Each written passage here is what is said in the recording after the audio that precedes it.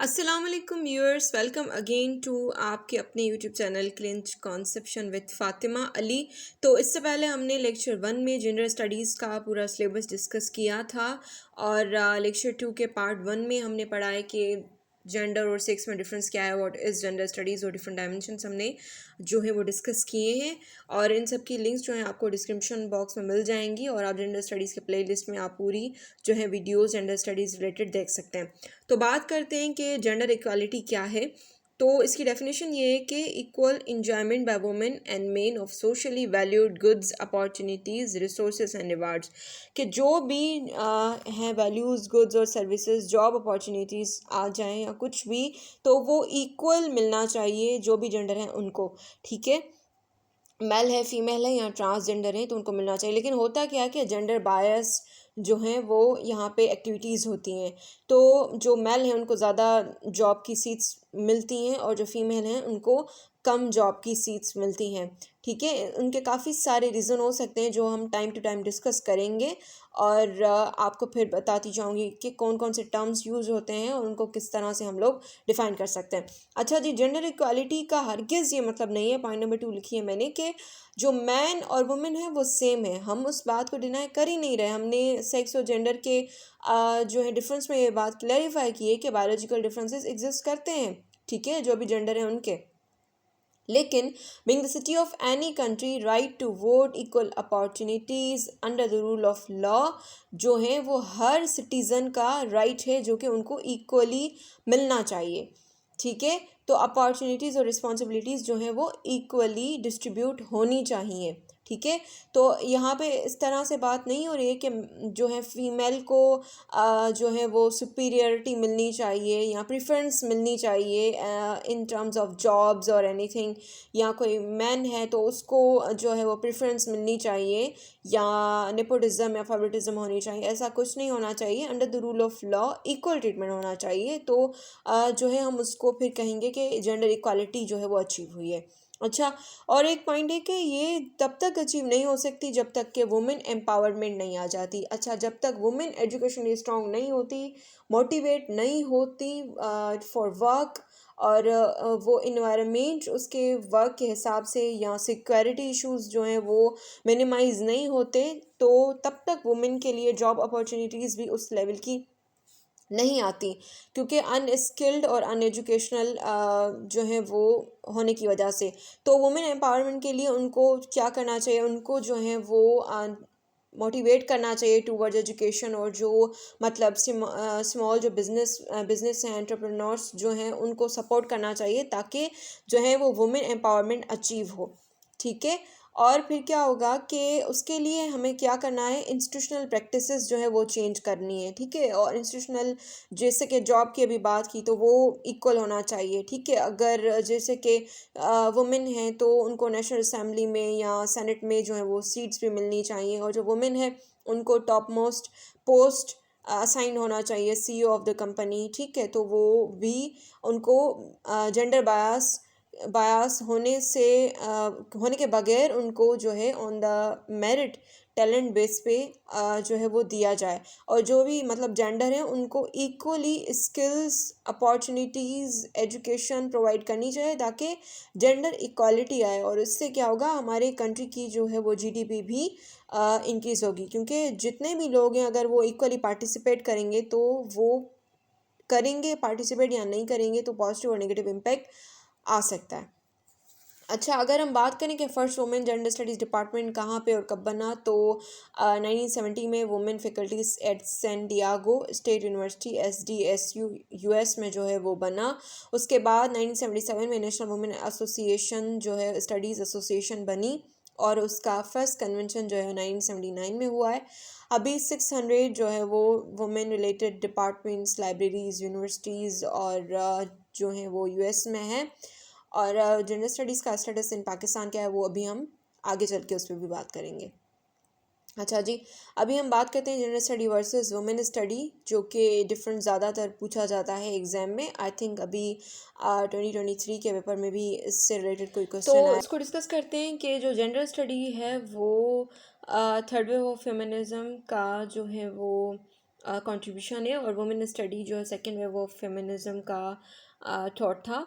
तो जो है वो वुमेन स्टडी जो है फेमिनिस्ट स्टडी से ज़्यादातर रिलेट करती हैं।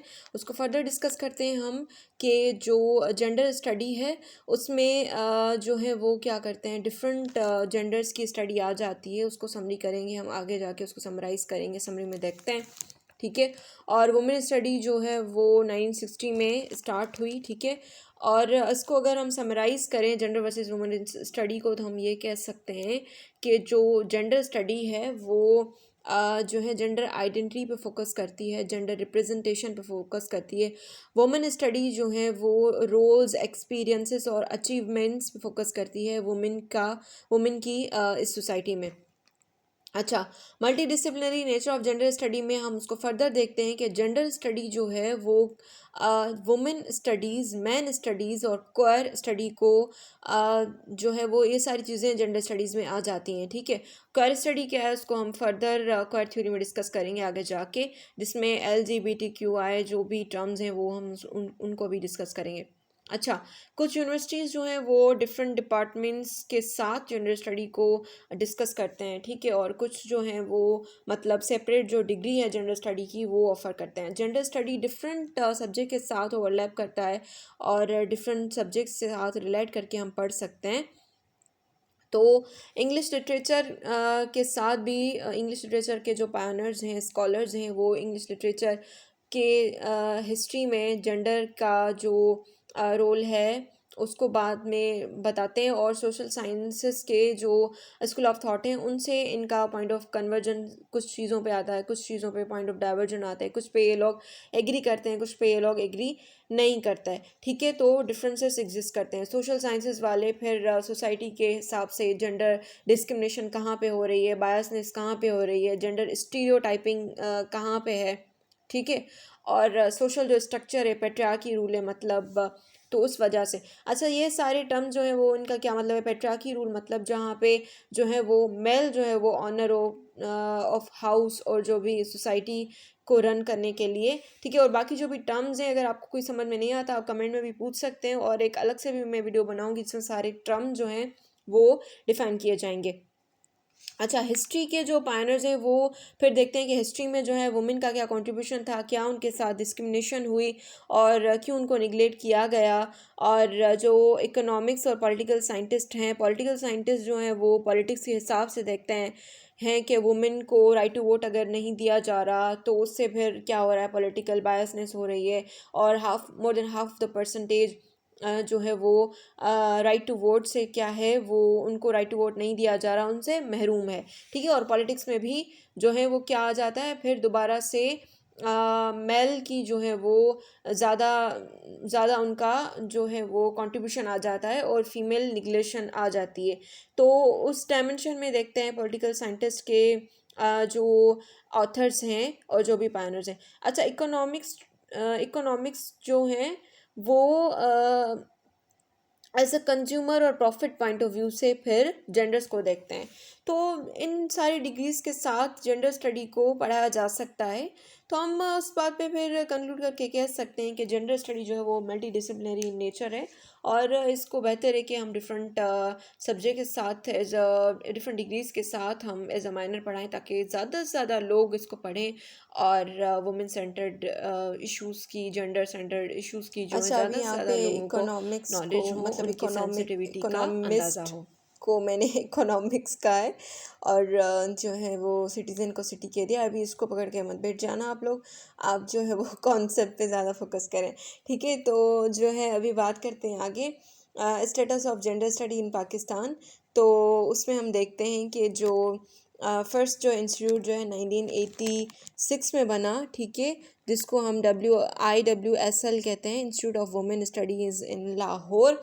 उसके बाद हमारे पास जो है वो SALU जो है वो है, जिसमें शाह लतीफ़ यूनिवर्सिटी ऑफ खैरपुर सिंध, ठीक है। और उसके अलावा यूनिवर्सिटी ऑफ सिंध में भी जनरल स्टडी का सेपरेट डिपार्टमेंट है। Master program women study in Karachi university. उसके अलावा रोल ऑफ, इधर एक करेक्शन की नीड है, JICA, ठीक है। जापान इंटरनेशनल कॉपरेशन एजेंसी, ठीक है, उसने बहुत ज़्यादा काम किया पाकिस्तान में और जेंडर रिलेटेड एजुकेशन को प्रमोट किया है। तो जी अब हम डिस्कस करते हैं ऑटोनॉमी वर्सेस इंटीग्रेशन की डिबेट को। हम देखते हैं ऑटोनॉमी क्या है। ऑटोनॉमी की मीनिंग है कि जो वुमेन है वो क्या हो, इंडिपेंडेंट हो to lead her life as per her choice, ठीक है। ऑटोनॉमी में आ जाता है कि वुमेन को सेपरेट ट्रीट किया जाए, ठीक है।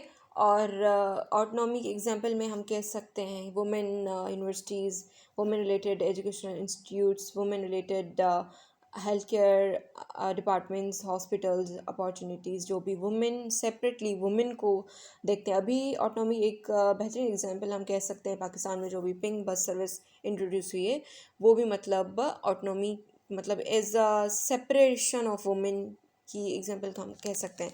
लेकिन एज अ जेंडर स्टडीज़ के डायमेंशन में हम देखें तो हम ज़्यादा एजुकेशनल इंस्टीट्यूशन की बात कर सकते हैं। तो ऑटोनॉमी का जो है स्कूल ऑफ थॉट और ऑटोनॉमी की जो थॉट है वो इस बात को ज़्यादा वैल्यू करते हैं कि वुमेन को क्या किया जाए, इक्वली नहीं सेपरेटली एम्पावर किया जाए और जो है उनको एज अ वुमेन उनको कोटा सिस्टम पे जो है जॉब अपॉर्चुनिटीज़ दी जाएं और उनको जो है वो इस तरह से ट्रीट किया जाए। जो एम्पावरमेंट इंटीग्रेशन इक्वली होनी चाहिए, को एजुकेशनल इंस्टीट्यूट इसमें आ जाते हैं, ठीक है।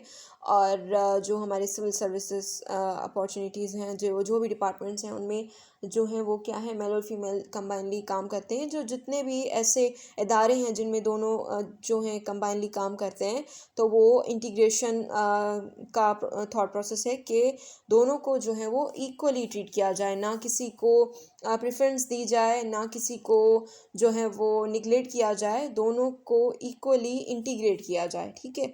और अभी वर्ड टू वर्ड जो है वो लिखने के पर्पज़ से इधर सारी स्लाइड्स प्रेजेंट है। कॉन्सेप्चुअल क्लैरिटी आपकी थ्रू जो है लेक्चर हो रही है और मैंने इधर जो है वो फेमिनिस्ट जो इंटीग्रेशन को सपोर्ट करते हैं और ऑटोनॉमी को सपोर्ट करते हैं उधर उनके नेम्स भी मेंशन कर दिए हैं, ठीक है।